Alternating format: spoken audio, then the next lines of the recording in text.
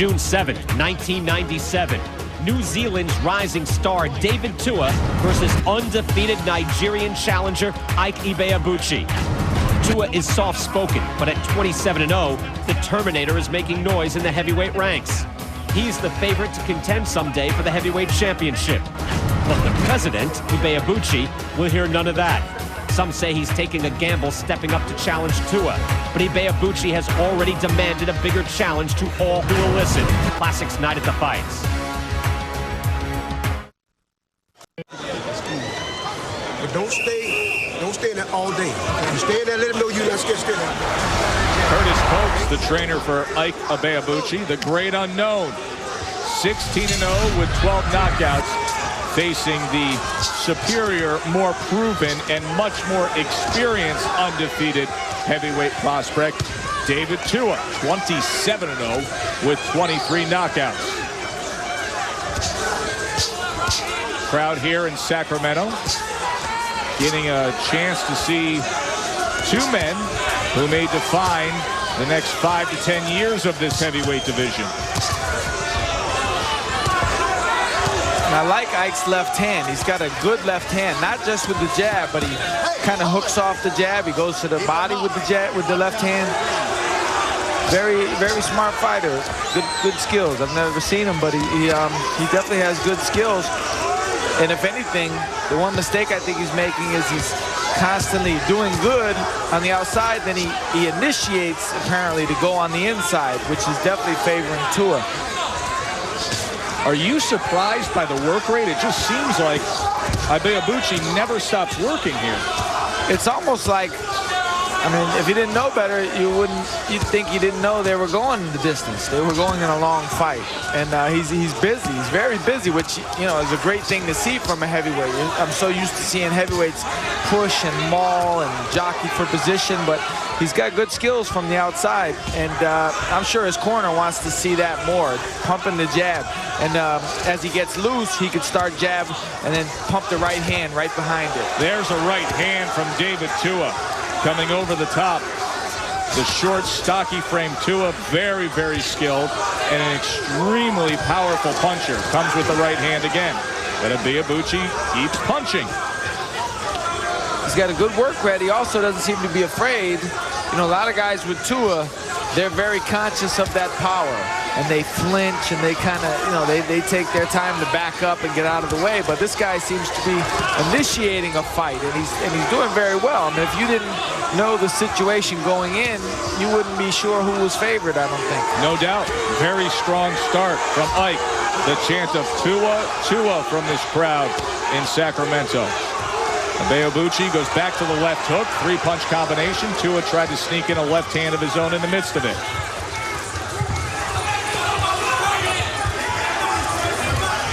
It's hard to believe that Ibeabuchi can keep up this pace. Well, that's the thing. I mean, I've always been a big believer. It's very obvious. It doesn't necessarily matter how it begins. It matters how it ends. And it's beginning pretty good for Ibeabuchi here, but they've got quite a ways to go.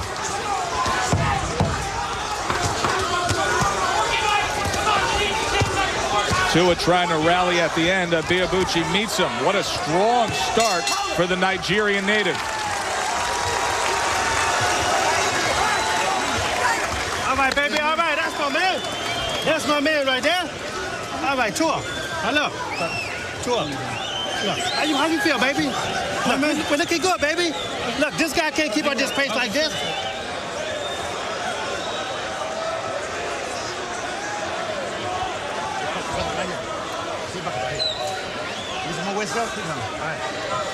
You're doing good.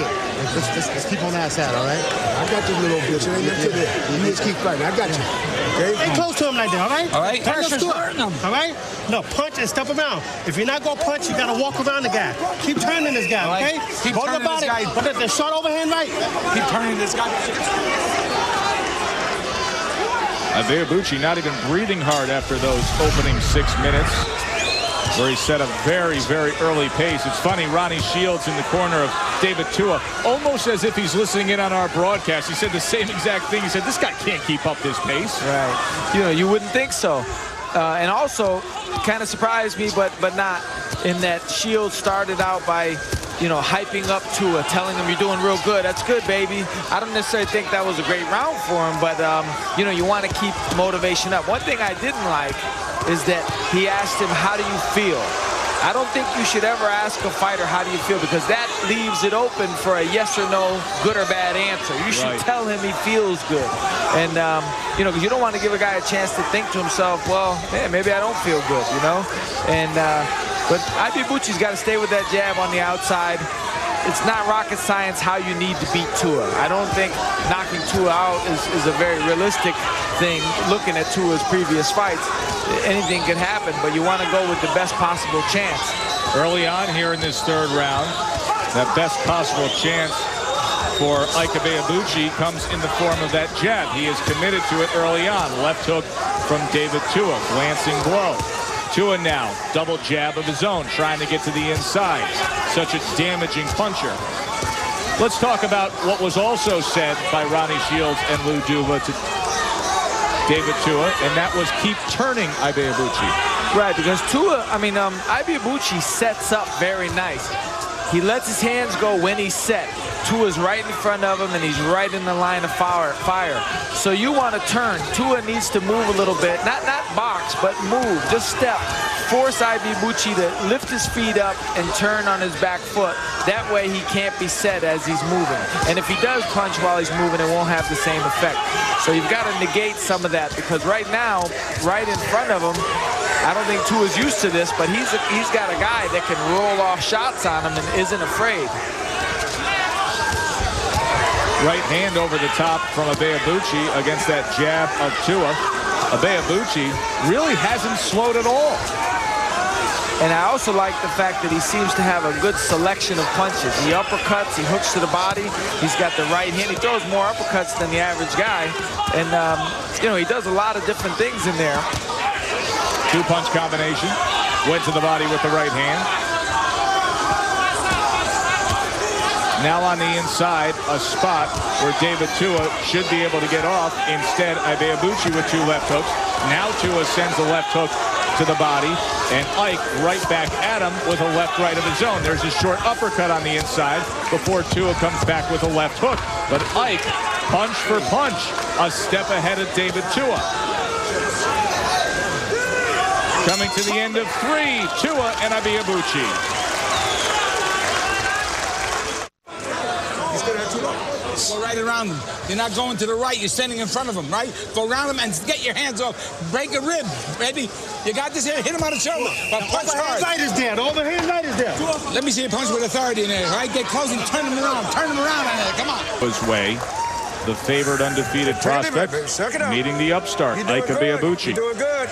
You staying in there too long for me. You got to make him let you get outside. Get outside, and stick the jab 4 or 5 times. Then go back in there, okay? John Scully, you heard Curtis Coates tell Ike Ibeabuchi, you're staying inside too long for me. But that goes back to what I was saying earlier. It's not rocket science. Like what he does right there, double the jab.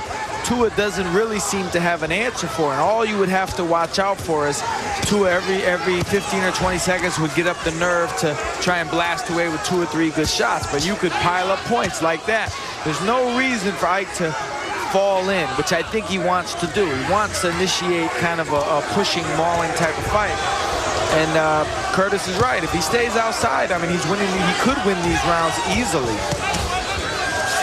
Good body work from Ike. And still the consistent work rate, especially with that jab. This is the range they want to see him at. Tua comes bearing in with a right hand and just goes over the top with a left hook. His jab and his assortment of punches really stand out to me. He's impressive with that, but the jab is one of the better jabs I've seen.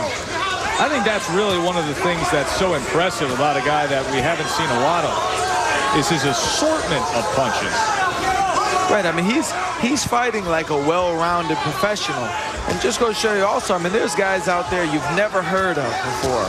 that are good fighters. You just wonder where they come from. Where are these guys? It's a global sport. It's unbelievable. You know, there's people think the undefeated guys or the famous guys are necessarily the best, the only good fighters out there. But there are guys out there. I was told when I was a kid, getting ready to turn pro, and one of my trainers told me something I never forgot. He said, there's guys out there you've never heard of that could beat you into the ground.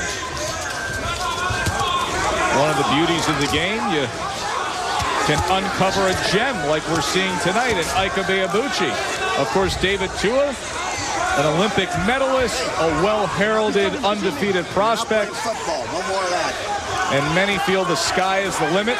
Tons of upside for David Tua.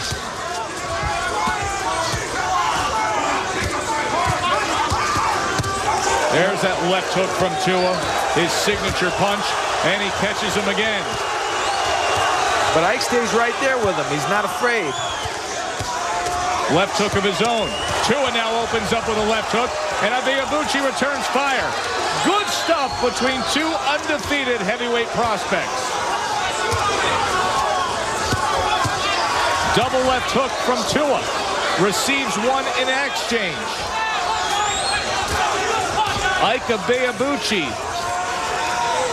willing to play with fire and heat things up on his own.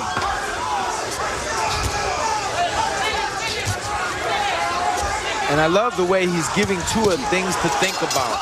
Double left hook by Tua closes out the fifth.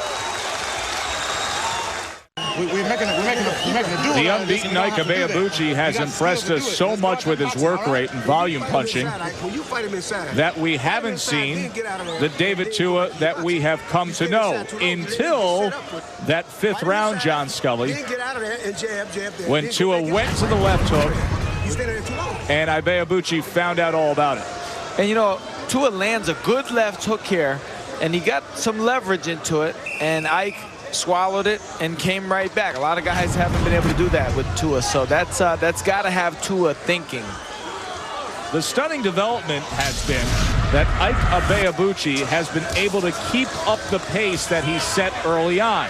He keeps utilizing the jab, he keeps combination punches going, and he has returned fire with fire against David Tua. But with that left hook landing in the fifth, and the subsequent right hands and double left hook, and here now a left hook in the sixth, are things starting to change.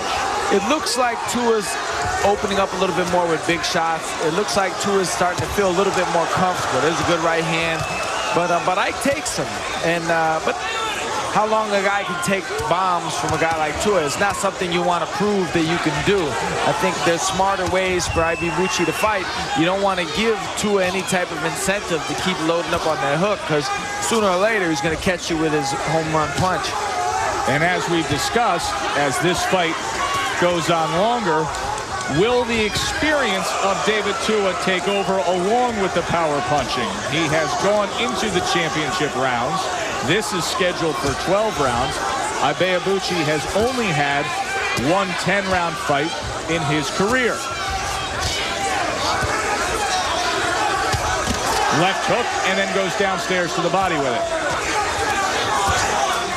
You've got to think, I mean, he's human. You've got to think Ibeabuchi is going to have questions in his head.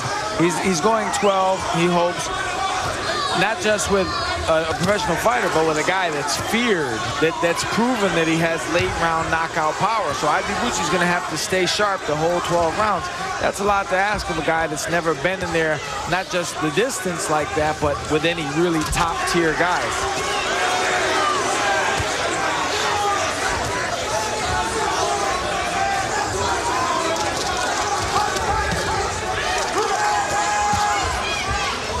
Ike now targeting that body. I mean, I think the right hand, if Ibeabuchi has a fast, straight right hand, if he can jab and drop the right hand in there, it's open for him. Tua walks in with his left hand very low. He's not a tremendous defensive fighter. I think Ibeabuchi could zip that in there if he decides to throw it.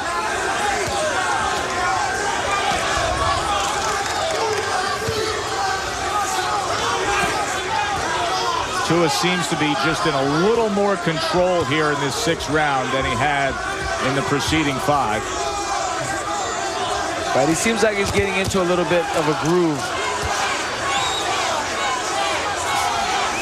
I think maybe Tua was as surprised with the pace of Ike Ibeabuchi as we were. I think he's also a little surprised that that Ibeabuchi hasn't shown any type of real respect for him. It's off a combination late. End of 6 in Sacramento. Throw the overhand right and 3 punches behind it. I'm telling you, knock this guy dead. Go to the right, okay? hit him on the shoulder, and then you'll hit him on the chin. You got that? But you got to keep turning this guy and get fast hands in there. Keep staying low like that, but you got to punch more to the body. Got to go hard to the body. I got you with the head.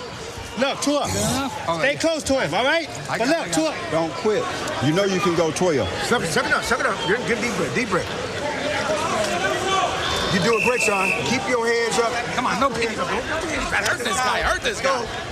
Very interesting comments from both corners. You heard Lou Duva and Ronnie Shields almost demanding that at this point you have to hurt this guy. Meanwhile, Curtis Cokes at the halfway point of this scheduled 12-rounder telling Ike Ibeabuchi, don't quit. Surprising comment? That was a little out from left field. Maybe, like again, he knows him better than anybody does. Maybe, hypothetically, maybe Ibeabuchi has shown a tendency in the gym to falter after 6 rounds. So maybe he's just trying to get him over that hump. They're trying to convince him. They told him, you can go 12. But really, how would he know? He's never done it in a real fight. So that's where the mental aspect of boxing comes into play in the corner. Uppercut by Ibeabuchi and then 4 punches by David Tua. Tua now with that shotgun jab. He's popping it right up there. The fight on the inside now, advantage Tua. We have not seen the jab as much as we did earlier in this fight from Ibeabuchi. Now he goes with the double jab. Let's see if Tua can get back to the inside. He does so with a right hand and a left hand, short right hand. Ibeabuchi still working, still putting up those punch numbers. He's been busy throughout. Right hand over the top from Tua. And what Ronnie Shields was telling Tua was something that I think Tyson was very good at. A lot of comparisons have been made between Tua and Tyson, but the big difference is Tyson had those fast hands, and on the inside, he had blistering combinations that he let go to the body. And Tua hasn't done that. I haven't seen that from him at all, really. He's more of a one-punch, two-punch type of guy, and that may have worked with other guys, but this guy is a different opponent. He's putting up a fight. He's edged out to a lead, and I think Tua needs to step up now and really follow up. He's just doing the 1 and 2 punch is not going to beat Ike Ibeabuchi. So easy to make those comparisons to Tyson's short right hand from Tua, just when you look at the body type alone. Right, I mean, he's got that power, that heavy-handed type of power. He's a shorter type of guy. There's a lot of comparisons, but Tyson, at his best, let his punches go. Like, Tyson had that animal instinct, like killer instinct. He let his hands go. He tried to hurt you. Tua, with this fight, seems to be going with 1 or 2 big punches at a time, and that's not going to work, apparently. Tua finding the mark much better here in this 7th round, but Ibeabuchi isn't going anywhere.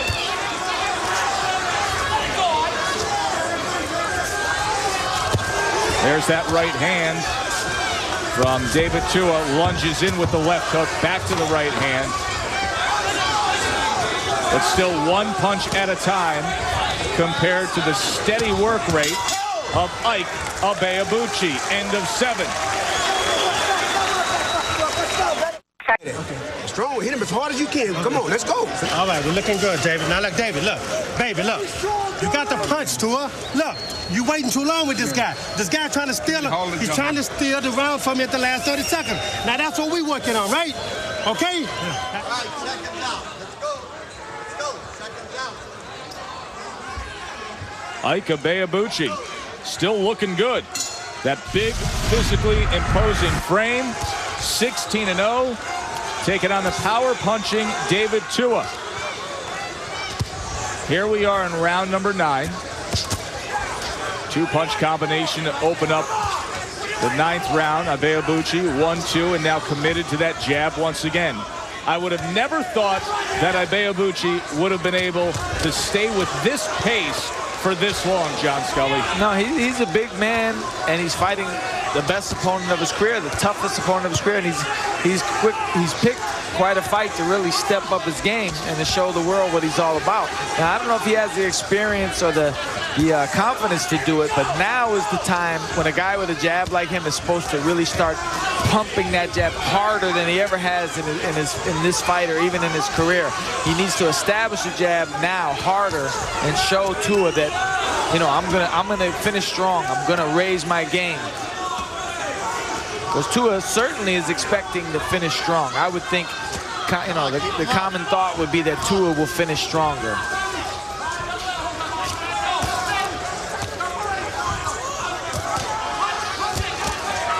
Now, Ike doesn't need to do this. He doesn't need to stay in there and trade punch for punch for punch. He has to get on the outside and create the openings and the opportunities for himself, because they're there, and he gets opportunities on the inside, but so does Tua.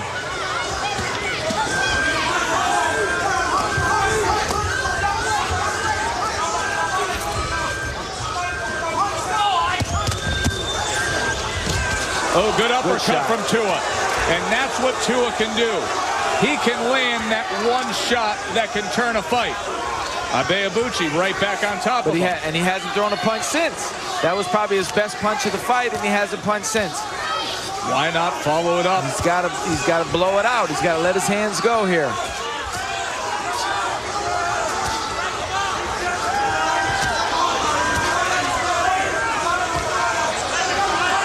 Such a critical fight.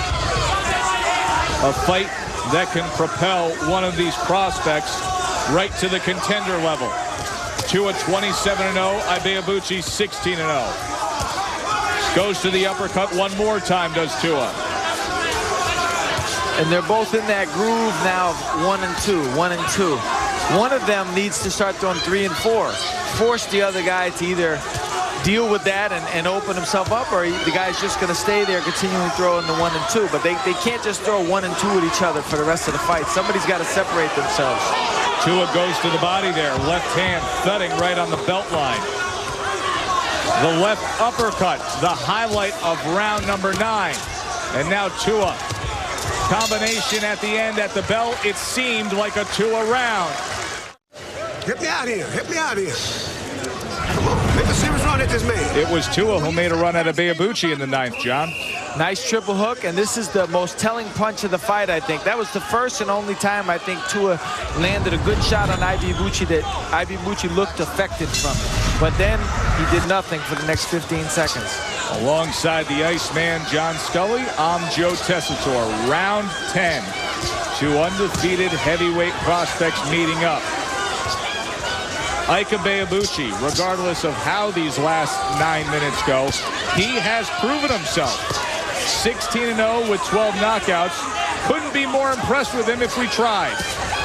And I'd like to see him. He's starting out good with the jab. And I think that's good for him because Tua is probably in the mindset where he himself has to finish strong with big shots, so he could walk into jabs. This is the time when Ibeabuchi really needs to pump that jab, because Tua, to get to him, is going to have to overcome that. And so far, when Ibeabuchi jabs well, Tua doesn't seem to have much of an answer for it.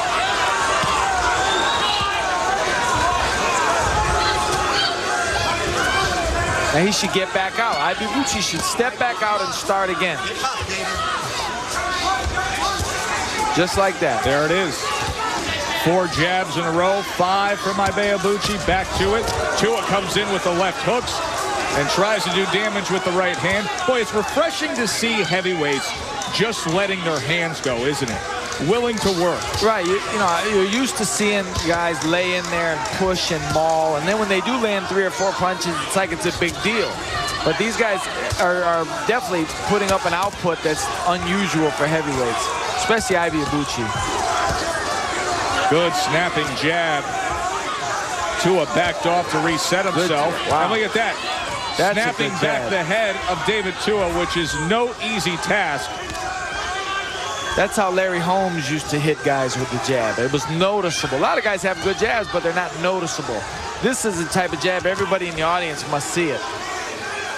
he has not come back with the streamlined right hand behind it, which I think is a big mistake. I don't know why he hasn't done that, but he could bomb Tua with that if he really committed to it.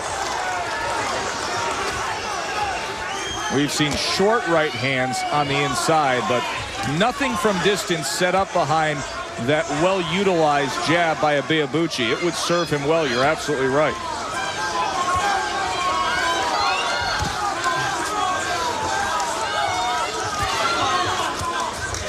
More work from the jab. Tua goes to the body. This is a good round for Ibeabuchi. It really sure good. is. And just with the jab, that's a Larry Holmes type of round. You throw the jab, work the jab, dominate the round with the jab.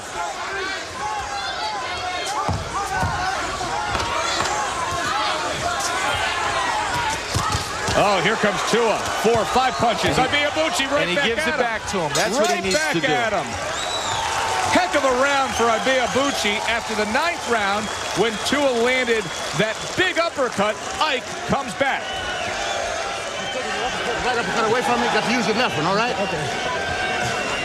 Okay, you're doing all right, son. You're doing all right. That's a nice little roll. I need a better one. I need a better one. You got to push yourself. Okay, check it out. Come on, let's go. Duva and Ronnie Shields seem to be so comfortable in that corner early on, even though Ibeabuchi was outworking David Tua. Now, you really get the sense that there's a touch of desperation. I would think that, not that they underestimated Ibeabuchi, but the guy's obviously got to be considered more than they thought he was. No doubt. Round number 11. 6 minutes to go in this heavyweight fight that will surely determine the short-term futures. 2 undefeated prospects trying to forge ahead in this heavyweight division. And this is a fight, if Ibeabuchi could win this, it would be very fair to say that the jab was the key weapon. Like the jab, this is a fight that illustrates what the jab can do or can't do for you.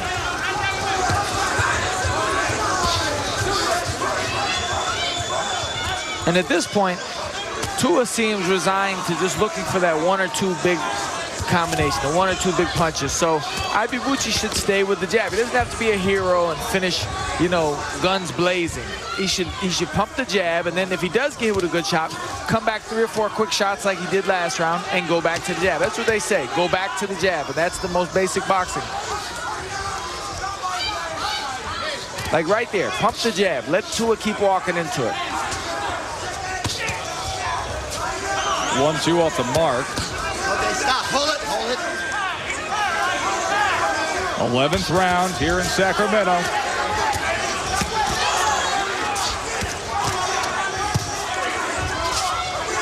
Tua willing to swing on the inside. Still searching for that signature left hook. It hasn't shown up enough tonight.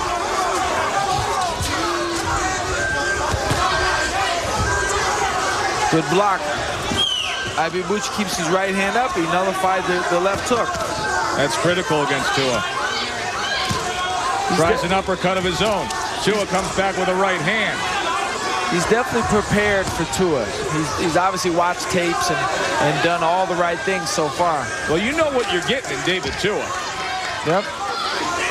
So if you apply yourself in preparing for him, you can put forth the game plan. Right, you just have to be able to take it. You have to be able to, exactly, and the intangibles have come into play in favor of Ibeabuchi. He's taken the best shots. He's been able to return fire. Combination from Tua now, and Ike does indeed return fire. And he's also strong. He's pushing Tua back often. Here comes Tua now on the inside. 2 left hooks and then the right hand. I just think it's too little, too late. Look at this exchange. Tua head hunting. He's Ike. not landing though. Oh, good shot. It was Ibeabuchi who finishes it off with a left hook. Give me my piece. Give me my piece. Suck it up. Suck it up. Okay, Ike.